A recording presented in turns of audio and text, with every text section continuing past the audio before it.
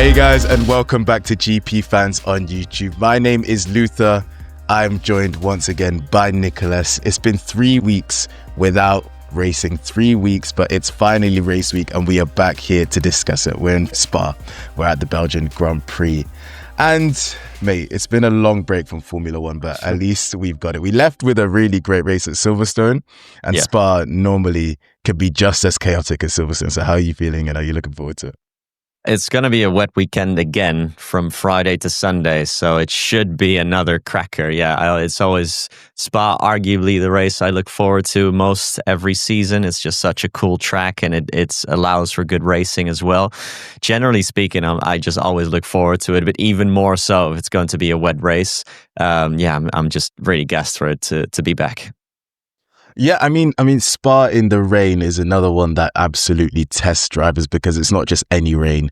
That Spa Francorchamps rain, it can be absolutely treacherous, and we've seen some crazy incidents there from even 98 Schumacher to the pile up there at the start of that Grand Prix. I mean, Norris's crash, and I think you also have seen some absolutely fantastic races there.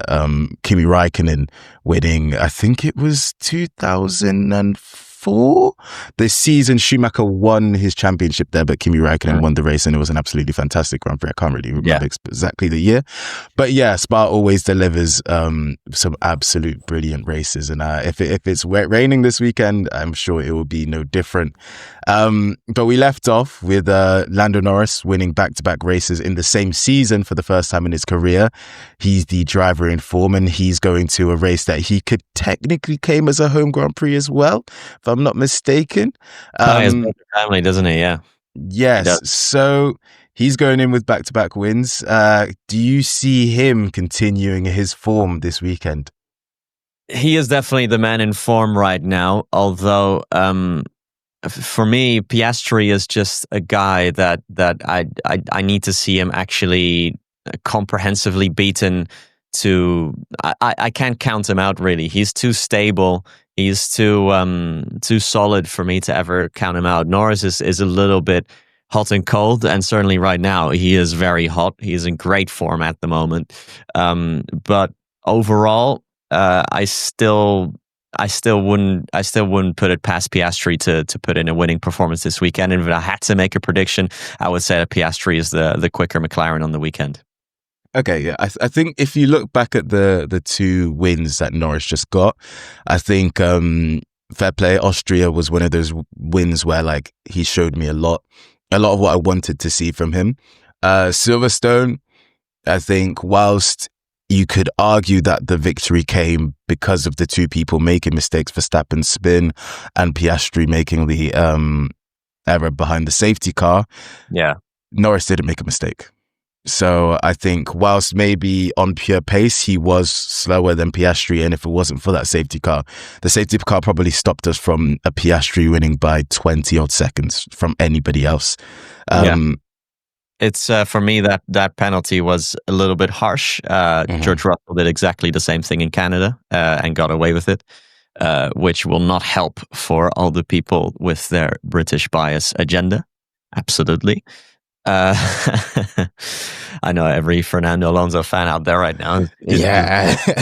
You're right. Seriously, but it's a shame actually. A bit of a tangent. It's a shame that Piastri, we didn't really get to hear his thoughts after it. He said, if I really say what I think about this, I'll get banned because of the FIA rules. Verstappen said the same thing in Austria. Everything I say can be seen as criticism towards the organization, which is why Andreas Stella has also said, I'm going to have a chat with the FIA about this because this can happen where every driver feels like they can't say what they feel like anymore. It's one thing not having them swear in the car. It's another thing to do this.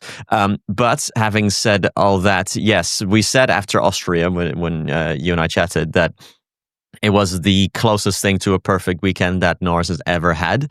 Silverstone, was a little bit circumstantial, maybe that win, but still Norris did everything right on his part, so you can't ding him for that. So he's definitely the man in form heading into Spa. I just feel like we're due for a Piastri weekend, like a real fist on the table for Piastri saying, don't forget about me. And I think it's key if you looked at Norris's previous couple of race weekends where he won, which is what we were expecting at Silverstone, was China. Piastri did slam his fist on the table after Norris won in Australia. And it was the same with Spain. After Norris won Monaco, Piastri had what I think is still his best race weekend of his career. So with this 3-week break, I think, to be honest with you, I think after Austria, Piastri was quite annoyed. And I thought you could see it when he came out of the car. He took a while to come out of his car, kind of like chucked his steering wheel. And then in Silverstone, I mean, there was no hiding that anger. So maybe Piastri, who we've seen as such like a calm, cool guy, actually kind of getting frustrated for valid reasons. Like, I agree with you. I do think that I think he made a mistake in the safety car. I think it was reckless, but I do think the penalty was ridiculous. I think the penalty was very, very, very strong. I think maybe the 3 weeks would have been very beneficial for Piastri. And I think that whilst he didn't get him at Silverstone, if Norris does want to call this his home Grand Prix, Piastri might be able to get a little bit of revenge for Norris's win in Australia here. Well, some people argue that this is more of a home Grand Prix for Max than Zandvoort, because he obviously was born in Belgium. He was born and raised like a stone's throw from Spa-Francorchamps, in like the south point of Holland, which is, I think it's literally about a 15-minute drive to Spa. So arguably, this is more of a home race for Max, but still, the track should be nice for McLaren. A lot of straight line speed, obviously, here involved. So again, not really sticking our necks out here, but it's got to be a McLaren win, doesn't it? Yeah, it does. And if it is changing conditions, we've seen the McLaren, when it tends to be a wet race that heads into the dry, the McLaren does seem to have the bigger edge over everybody. So depends. If it's consistent rain, we've seen Verstappen able to hang with them. That's Verstappen specifically, not the Red Bull. So with the Orange Army with him as well, that could also give him a push. But based on the track and based on what we've seen from the McLarens, Norris has won every single wet weather race this season. I wouldn't be surprised if it is an absolute McLaren show. Yeah, but what you have to say about Spa specifically, and this is again the weekly me ticking the box of mentioning Le Mans, but this is a little bit like Le Mans in the sense that it can rain in parts of the track because it's so big. It can rain at, say, Pouhon and be completely dry at the bus stop chicane, which makes for a very interesting strategic race as well. And all of that, again, plays into McLaren's hand more as well. We know that the full wet compound has a massive overheating problem. Pirelli has admitted this. Pirelli have said they'll tackle this for next season because the grooves are so the grooves are so big inside of the tire now that the rubber actually moves a lot on the surface so even when it's soaking wet, it still overheats. And obviously, we know that the McLaren is by far the best car at dealing with overheating tires. So all of this, and of course, we know as well, if you're driving a wet tire on a partially dry track, it's going to overheat massively. Just melting it. It just melts. All of this plays into McLaren's hands. So almost it's the wetter it gets, the more likely it is McLaren it will win.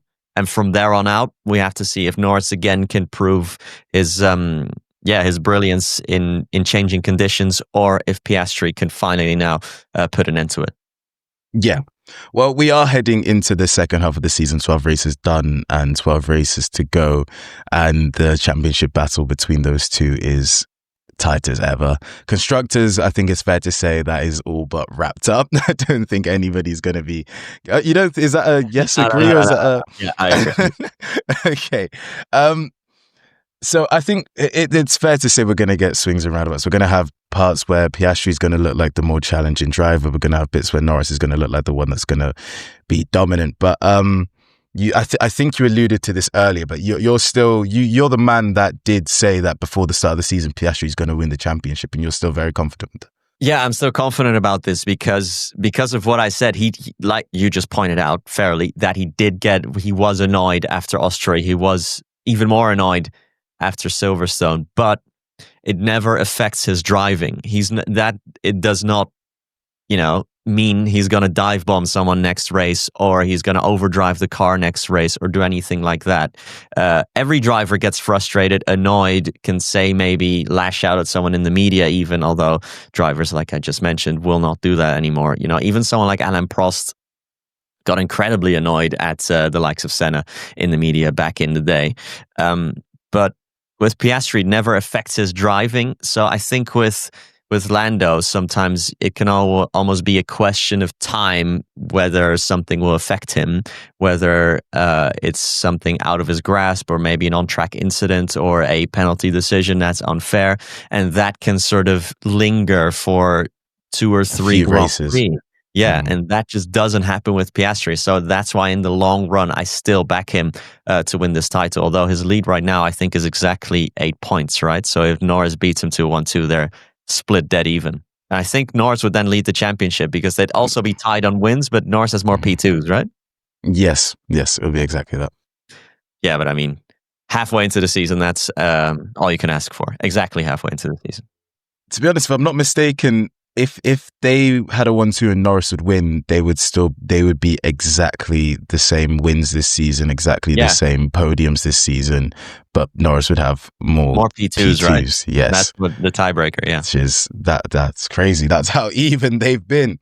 Yeah. I mean, I've been agreeing with you all season. I didn't put Piastri to win the championship. I picked Charles Leclerc. So close. But I think in terms of the battle between the McLaren drivers, I think it's pretty... I feel more confident, despite being impressed by Norris throughout the last couple of races, especially post-Canada. I think that I still trust Piastri more, and I think that Piastri is still growing. Norris is still growing, but I think Piastri definitely still has more room to go, especially within this specific battle. And even though I didn't really believe that last season was a championship battle, Norris did have that experience of what he felt was a championship battle, and I've been so impressed with Piastri's conduct in this, what is his first championship battle. So to see him perform the way he has performed, I still think he obviously benefits of the car. I think you could argue Verstappen or George Russell, someone has been the most impressive driver, but in terms of the lead cars, Piastri to me has been the better driver out of the two McLaren drivers. And I do expect that to carry on. I think very similar to you. I think when it goes wrong for Norris, you're going to be seeing him get irritated at questions regarding what's gone wrong for a few Grand Prix. You're going to be seeing him then make a mistake in qualifying, and then it's going to get back to I need to do better, this, that, the other. And it's just the revolving questions. And it's every time you're seeing a video of Lando Norris, he's in the driver pen, looking frustrated, irritated, and on the track, you can see the similar things. And at that time, it tended to be Piastri on the top step celebrating. So I think that's going to happen. And unfortunately, I think, for Norris, that's just what's going to be what gets Piastri over the line. Can I ask you like a genuine question? Because you, just to push back a little bit, you said that Norris will still grow, but how much is he, this is his 7th F1 season now. How much do you think he actually still is going to grow? I get he's young. He's 25 off the top of my head. Turns 26 this season. Yeah. But it's in terms of, him being in F1 now for almost 7 years. How much do you actually think he's still going to improve? And at what point do we just say, okay, this is kind of who he is? I think that's more for me an expectation of he is 25. Yeah. And I don't think you're at your peak at that age. I think at 25, Verstappen had the 2023 year, which was was 25 Verstappen's 2022 year. And then I think 2023 was his best season ever after the year after that, when he turned 26. And then, for example, Charles Leclerc, I think he's 27 right now. So I think last season was his best season in Formula One when he turned 26. So I'm kind of just assuming that at 25 you're not peaked, because if you have peaked at 25, that's quite concerning in any sport, I feel. So I think whilst you're right in terms of he's been in F1 for a very long time, so how much more could you learn? You are not wrong there. I think I would give him some room to grow, because I do believe that whilst his abilities might not improve vastly, I do think as he gets older, at least the mental aspect can change. It's like, for example, Leclerc. I don't think Leclerc necessarily last season got quicker, because he actually was a bit worse in qualifying. But I think the difference I've seen in Leclerc from 2022 and from the years before that is like he learned to accept a result a lot different. Like in Imola 2022, that never comes out of my mind, when he was pushing way too hard to try and catch Paris for second and crashed. Or France, when he was pushing way too hard to get into the pits and crashed. That was the France one was stuck with me more. But yeah, I never I don't see, you don't see that from him anymore, and that isn't necessarily because he's got quicker. That's because of the mental thing, and I think that's what I would expect to change from Norris from now. Whereas I do think you've seen Piastri literally get quicker from last season. I think he's going to progressively get better and better and better ability-wise. And then the mental aspect of it, which he already is so good at, he still will improve with that. I think Norris, he's reached his peak in terms of speed, but I do think there's still room for him to improve mentally, at least. All right. No, I was just curious about that. No, I mean, Max had that also, that moment for him was FP3 Monaco 2018. Yeah. Is kind of seen as his, like, he's just a completely different person from there on out. Even though in the next media session, he said the next person who's going to ask me about this, I'm going to headbutt you. I don't think that part of Max will ever leave, to be honest with you. Yeah, that bitches will not go. But let's go to Red Bull, because while there's been the break, they've had the biggest news in F1 since Hamilton's move to Ferrari. And they're going to get ready to have their first ever race since they took over Jaguar without Christian Horner trackside as team principal. Laura McKee's moving from Racing Bulls. How do you see the rest of their season going? I don't think it'll have an immediate impact, Christian Horner leaving and Laurent Mekies coming in, but on the long term, it's got to affect the team massively. I mean, one of the reasons why eventually they got rid of him, which Red Bull stressed time and again, is purely for sporting reasons, is because he was starting to have like too big of an influence on everything, not just on Red Bull, but also on Racing Bulls, also on personnel, on management, upper management, everything like that. So, of course, someone leaving like that is going to leave a big power vacuum, and all of that kind of has to fall into place. It's an odd one. A lot of quotes have come out. I saw the Sun, for how much you can take them for what they write. But the Sun put out an article saying that they spoke to a couple of Red Bull employees, and that Dr. Helmut Marko said the day after in the factory, everyone can smile a bit more now, like kind of as a joke, but which just didn't land. And then another Austrian, the Austrians are famed for their sense of humor, but these said, if you want to speak to someone, text your manager, and if your manager's just been fired, text me instead. Also a joke that didn't land. So maybe we thought this firing could lead to a boost in morale, but maybe it goes the other way. Remains to be seen. For now, Mekies has come in with a clear vision saying what we have to fix yesterday is the correlation between the sim and what's on the track. That's not a new problem. We knew it was a problem, but he says that is the number one priority. It's going to make more of an impact than any upgrade we're going to make, any new part we're going to bring to the track, especially on a sprint weekend like Spa, where you only have one free practice session. So if your car is completely off because of the sim data not being trustworthy, you're screwed for the rest of the weekend, basically. So in that sense, I trust Laurent Mekies. I think he's a very capable and a very safe pair of hands, and he's a stable person. You know, Christian Horner did like the attention, did like to light the fire under other people. You know, he loved provoking people. He kind of reveled in being the villain of F1, I think, a little bit. So in that sense, things are going to change a lot because Red Bull might not have that sort of villainy, chip on their shoulder kind of team vibe anymore. Maybe they'll maybe mature is not the right word, but transition into a different phase of the team now. I agree. I tend to agree with what you said. I've been quite reliably told that the Horner news was not taken well in the Red Bull factory, which I think was the complete opposite of what they expected. I think they, like you said, probably thought there would be quite a boost of morale.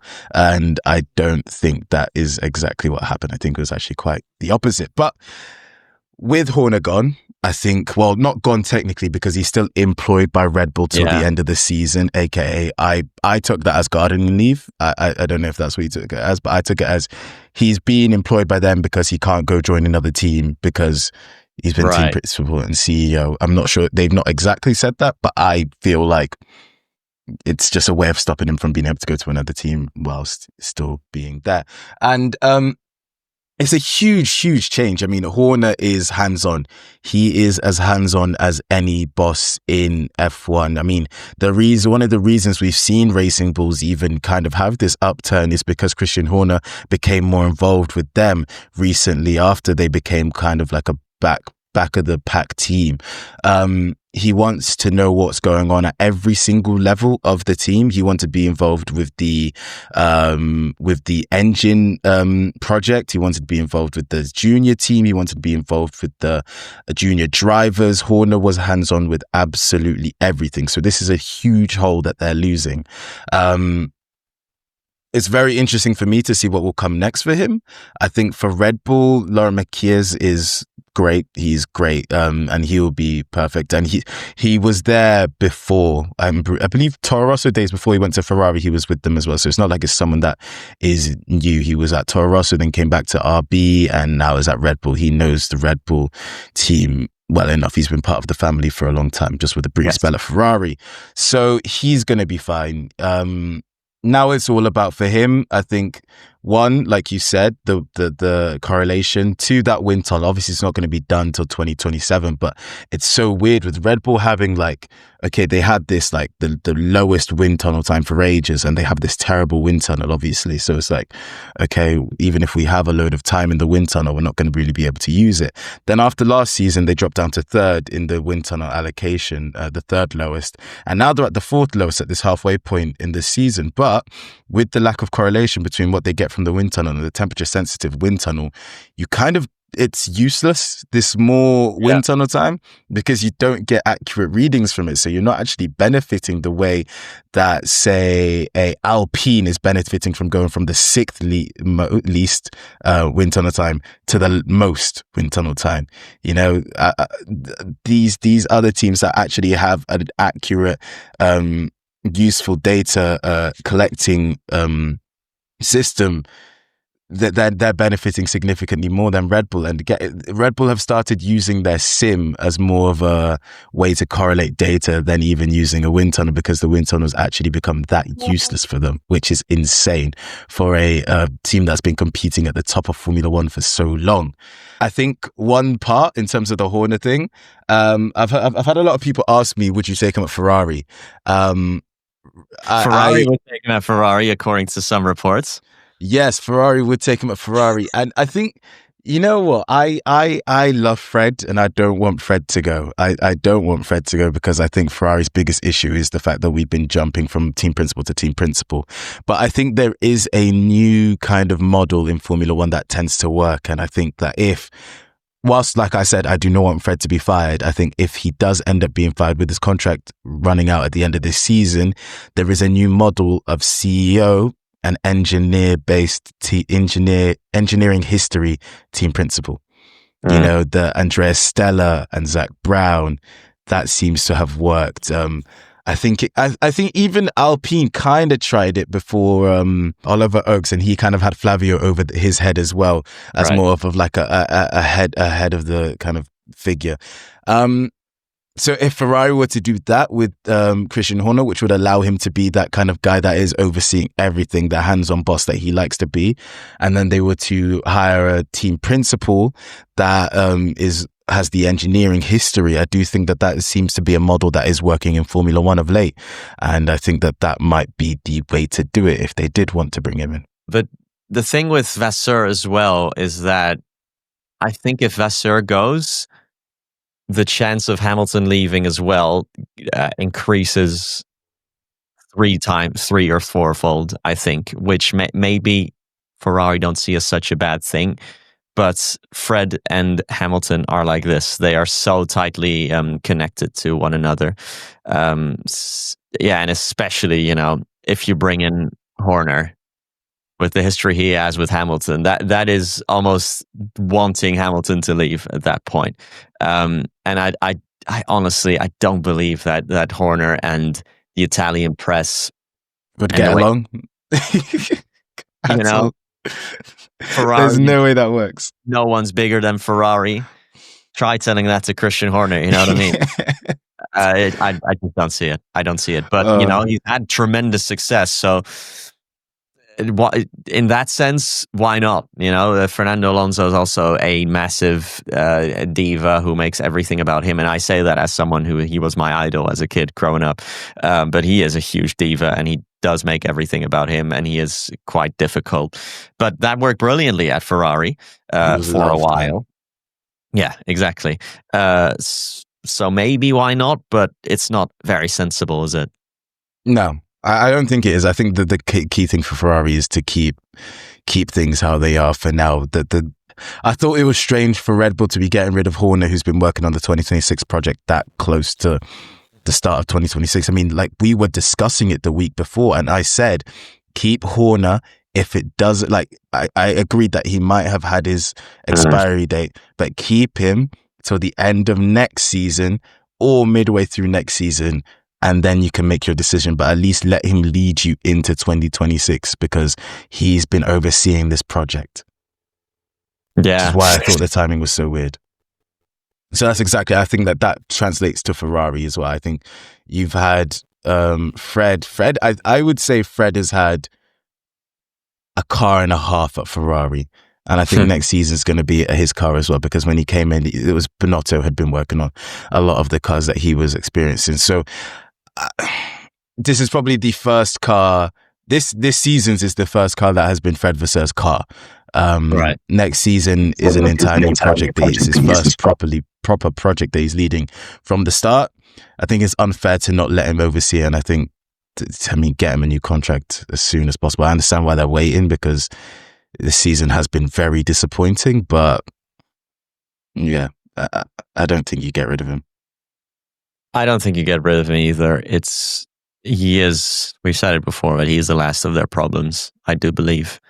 I can see Vasseur easily leading them into a golden age in the future if things break right. But he is kind of one of those building blocks that you do need. Someone who is reliable in the media, who always toes the company line in the media, who's never going to throw his drivers under the bus, who is always sensible, has a good sense of humor, and he's got all the experience in the world, gets on really well with everyone, and that is a very underrated skill as well to have in F1, which is so political. To get on well with everyone is very, very important. For me, dropping Vasseur would be a massive, massive mistake by Ferrari, but it wouldn't be the first and it wouldn't be the last that they make. No, so just quickly on Red Bull. I mean, obviously there's the Horner news, but everything kind of feels like it's now done at Red Bull with the goal of keeping Verstappen from leaving. So just in terms of this season, how important do you think a strong end to the season is to keep Verstappen at their team? I don't know. I think Verstappen, it would be to me who's seen Verstappen in his career since he was in karts, and I knew him as Jos's son, it would be very odd to see Verstappen leaving after one bad year. A team that he's been so loyal to for such a long time, to leave them after one bad year, something pretty earth-shattering would have to have happened behind the scenes, I believe, more than what's actually on the car and the problems that the car has. Either he needs to see that the new power unit is a complete shambles and is nowhere near what the standard will be next season, or he's seen the talent drain, Rob Marshall, Jonathan Wheatley, Adrian Newey, Christian Horner all leaving, and he kind of is reading the tea leaves there. But still, with all of that, I'd be so surprised if he leaves, just because I think he likes being at Red Bull. He likes being able to do what he wants off the track, being so part of a team, having grown with the same people. He is quite a loyal person. Just because of that, I would be supremely surprised if he does leave for Mercedes, which does feel a little bit like, just completely switching, well, literally switching teams, but also switching sides almost. You know what I mean?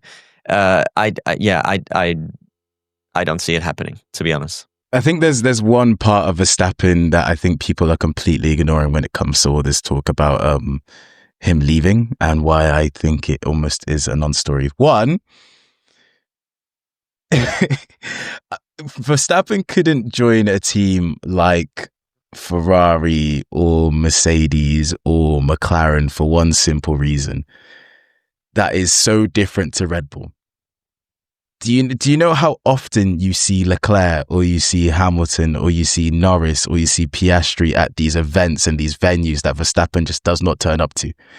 Yeah. Those teams, you have to do that. And Verstappen has the relationship with Red Bull where it's like, we're not expecting you to do that. If you would rather be at home sim racing or now at home with your daughter, you can do it. It's fine. Like, Yuki will be there for more us. than all these other guys combined, almost. Yeah, exactly that. And then there's also the element of like, yes, it's one bad season, but we've been watching F1 long enough to remember the Red Bull Renault engine that he would have had to handle. And like, that wasn't exactly smooth sailing. Him and Ricciardo would have their engines blow up every other race. Like, this is nothing compared to that. Like, obviously the car still had higher performance, than that car was finishing second or third in the Constructors' Championship every year behind Ferrari or Mercedes. But that car was so unreliable. They would have problems if it wasn't a DNF. They would have some form of engine issue in a race, and they had just the worst engine compared to other cars. So I think this isn't as bad as it's going to get for him. And to jump ship at the first opportunity, I get it. Max Verstappen's an elite competitor and he wants to win. Like, I remember him during 2023 saying he kind of enjoyed it because he didn't want the stress of battling with people. But then he missed it, and then he wanted the more fun of it, and he got to that point where he did want more fun. But he did say it was like fun to just kind of be able to relax during races. Like, of course he wants to win, but I'm sure it would definitely feel better for him to be able to help Red Bull, or to see this 2026 project and assist them getting back to where he's brought them to. I also think there's an element of, I don't see the point in leaving for 2026 because, and I think he said this, like, no one knows who's going to be the best next season. So if he was going to leave before next season, that would make no sense because there is no guarantee. Like, there's a lot of chatter about Mercedes having the best engine. But I remember before the start of the 2022 season, Martin Brundle told me that the zero side pod upgrade, Mercedes expect it to be take off like 7/10 off them or something like that. They were expecting it to be that big an upgrade, and it ended up being the complete opposite. So everything looks quicker in your factory before you get to the track. You do not know until you're there. There's a bunch of chatter, but you never know until you get on the track and you do it. So I could see him staying at Red Bull for another season and then evaluating his options. Would I like him to? No, I'm not a Red Bull guy, but I like seeing Verstappen Red Bull. It feels natural. And I also do agree with you. I think the vibe is completely different. Bernie Collins said it best. She was like, you go to the Red Bull area of the paddock and they've got the loud music blaring. It's almost like a party. You go to Mercedes and there's a bunch of suits. So it's elements of that is completely different. And I'm not sure how Max, who's been a Red Bull his entire single seat in karting life, would be able to, handle that. Exactly. No, that's what I mean. The only thing I could think of that Mercedes could entice him with is, say, they give him like a GT3 team. You know what I mean? They're like, here you go, 10 GT3 cars, Nordschleife license, 24 hours of Le Mans. Go nuts, nuts. But Red Bull are already letting him do that, and God knows he has enough money to run his own GT3 team. They just won the 24 hours of Spa. So yeah, like you said, I just don't see it happening. He is so he has set himself up so perfectly at Red Bull to do exactly what he wants when he wants it, and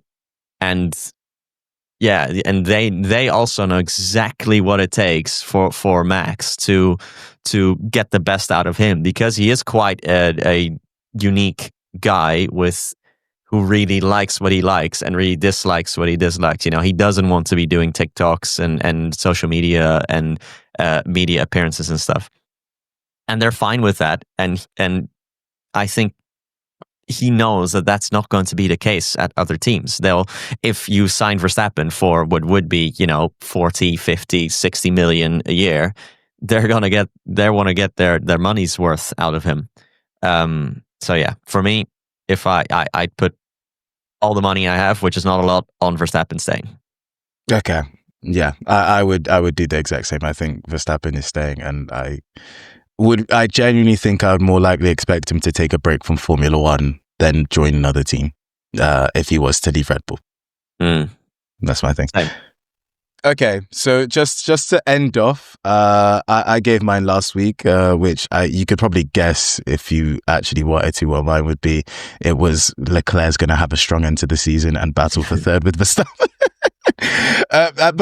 But there's a favourable. Let me explain it to you actually quickly, and I'll explain it quick because I explained it last time. But if you look at the races left this season, you've got Spa, first win in Formula One, Monza, second win in Formula One, Baku tends to go there well there, Singapore tends to go well there, Kota tends to go well there, Las Vegas he tends to go well there. These are all races within these that's half of the last 12 races that he tends to go well at, and even somewhere like Interlagos where he tends to do pretty good at. I think Ferrari have their suspension upgrade coming, and I think that they're hoping that can help with optimize the ride height, which has been their issue throughout this season, having to raise the ride height so that their car doesn't have issues with plank wear. And that's why I think Leclerc's definitely going to overtake George Russell and has a chance to at least get close to Max for third place. It sounds like the championship's not over.